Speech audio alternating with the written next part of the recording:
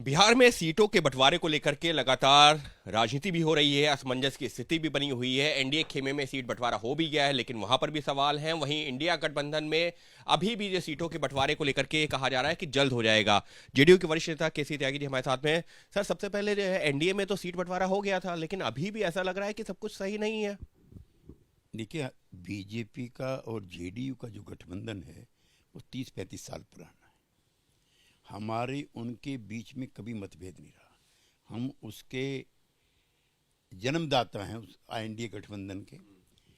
हमारी सीटें कई बार बटी हैं, घटती बढ़ती रहती हैं, उसमें कोई विवाद नहीं है। जहाँ तक एलजेपी का, हम का और राम उसकी कुशवाहा जी की पार्टी का सवाल है, उनका गठबंधन भारतीय जनता पार्टी के साथ है, हमारे साथ नहीं है। हम तो जब ब्रॉड बेस होता है तो उसके हिस्से बनते हैं।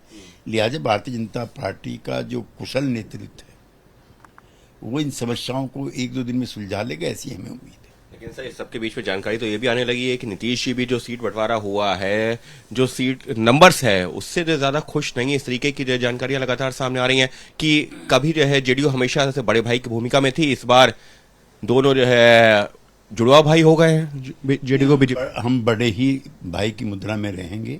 आप याद करो, पिछली विधानसभा में हमारी संख्या कम थी, बीजेपी की ज्यादा थी, तो भी भारतीय जनता पार्टी के नेतृत्व ने नीतीश कुमार को ही नेता स्वीकार किया। यद्यपि नीतीश कुमार जी इस बार नेता नहीं बनना चाहते, तो उनका कहना था मेरी संख्या कम है, लेकिन नीतीश कुमार जी का जो प्रभावशाली और चमत्कारी नेतृत्व है वो बिहार में एक फैक्टर होता है, और केंद्र के द्वारा जो पोषित योजनाएं हैं वो उसमें इजाफा करती है। लेकिन सर, सबके बीच में जो चिराग पासवान को जिस तरह से सीटें दी गई हैं, जैसी जानकारी निकल के सामने आ रही है, आप बेहतर बता पाएंगे कि जेडीयू भी जो है उसमें कुछ सीटें ऐसी हैं जो जेडीयू के पास में होती थी, जेडीयू मानती थी कि उसकी विनिंग सीट है, लेकिन चिराग पासवान के खाते में गई। सबके बीच में गिरिराज सिंह का भी एक बयान आ गया स्ट्राइक रेट को लेकर के, और स्ट्राइक रेट की बात वैसे अक्सर चिराग पासवान ही करते रहे। देखिए, जहां तक किसी भी पार्टी का स्ट्राइकिंग रेट है तो गठबंधन के लोकसभा में सर्वमान्य नेता नरेंद्र मोदी जी थे, उन्हीं के नाम पर चुनाव लड़ा गया।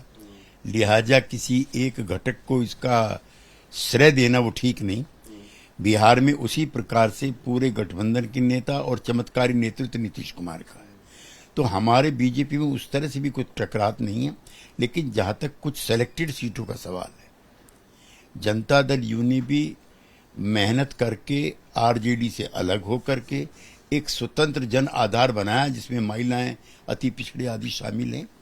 तो उन पोषित सीटों को जनता दल यू के कार्यकर्ता भी आसानी से कंसीड करने को तैयार नहीं हो पा रहे।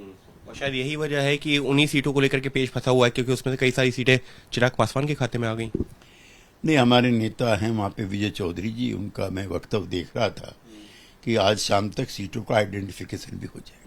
इस सबके बीच में सर, जो विपक्षी गठबंधन है वहां पर भी सब कुछ ऐसा लग रहा है कि सही नहीं है। कांग्रेस अपनी मांगों को लेकर अड़ी हुई है। मुकेश सहनी जो है, समझ में नहीं आ रहा है कि वो कर क्या रहे हैं। वहां पे सीटों के अलावा एक टेक्निकल पॉइंट और भी है। आरजेडी का जो जन आधार है वो सीमित हो चुका है, न उससे वो आगे जाए न पीछे जाए, और लगातार पराजय होती है। इसको लेकर कांग्रेस पार्टी का नेतृत्व भी चिंतित है, और उनको पदयात्रा में जो भीड़ आई उसको देख करके उनको लगता है कि we must go beyond RJD. RJD के नेतृत्व में चुनाव लड़े तो पहले जैसे नतीजे आएंगे, तो they want to make it a multi caste multi class party, और आरजेडी इस पर झुकने को तैयार नहीं है। तो ये टेक्निकल विवाद वहां पर बढ़ भी सकते हैं। तेजस्वी को चेहरा भी नहीं अनाउंस कर रहे हैं। नहीं, चेहरा अनाउंस करने का मतलब है पहले जैसा नतीजा। तो कांग्रेस पार्टी इसको चूंकि ब्रॉडबेस करना चाहती है, तो उसके चेहरे के बगैर ही हो सकता है। उसके चेहरे को लेकर के तो फिर वही लिमिटेड जन आधार है। साफ तौर पर पेच इधर भी फंसा हुआ है, पेच उधर भी फंसा हुआ है। दोनों तरफ से दावा किया जा रहा है कि जल्द सुलझ जाएंगे हालात, लेकिन इस सबके बीच में जो पहले चरण की सीटों के लिए नामांकन है वो 17 तारीख तक ही होना है, यानी कि आखिरी के 3 दिन बचे हैं। लेकिन अभी भी स्थिति पूरी तरह से साफ तो नहीं नजर आ रही। सहयोगी कैमरा पर्सन संजीव कुमार के साथ अंकित गुप्ता, एबीपी न्यूज, दिल्ली।